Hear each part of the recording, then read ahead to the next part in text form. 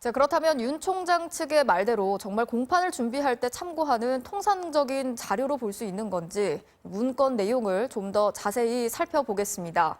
누구나 알 수 있는 판결 이력 같은 부분 말고도 굉장히 주관적인 평가를 포함한 내용도 있었는데요. 이어서 곽동건 기자의 보도 보시겠습니다.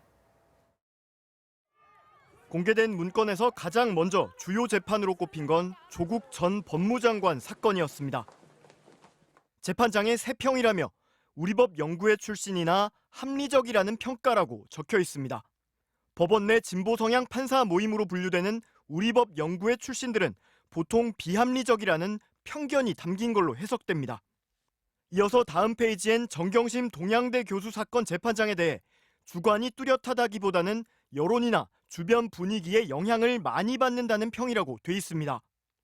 또 다른 사건 재판장에 대해선 피고인 측의 무리하고 비상식적인 주장을 모두 받아들이며 소극적인 태도를 보였다고 비난했습니다. 이 같은 이른바 세평 수집에 대해서 현직 판사들은 격앙된 반응을 보였습니다. 이 자체로 법관에 대한 명예훼손에 해당할 수 있다며 공판 검사들이 이 문건을 돌려봤다는 것 자체가 매우 부적절하다는 겁니다. 문건에는 기보고, 즉 이미 보고했다는 표현도 등장합니다. 판사 출신 복수의 변호사들은 기보고 같은 표현 등으로 미뤄 비슷한 자료가 여러 차례 또는 정기적으로 작성됐을 가능성이 높아 보여 문제가 심각하다고 지적했습니다. 사법농단 수사 과정에서 확보한 양승태 사법부의 이른바 판사 블랙리스트 수사 자료를 무단 활용한 것 아니냐는 의혹도 제기됐습니다. 한 판사에 대해 행정처 16년도 무리 야기 법관 리스트에 포함됐다며 괄호 안에는 당시 술을 마시고 영장신문에 나오지 않았다는 이유로 리스트에 올랐다고도 적어놨습니다.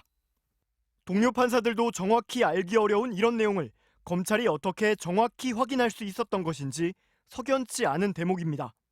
그리고 혹시라도 사법농단 사건의 수사나 공판 과정에서 나와 있는 형사 증거물을 이제 그 재판부에 대한 평가를 확인하기 위한 자료로 쓴다면 그거는 위법한 것뿐만이 아니라 굉장히 부적절한 것이고요.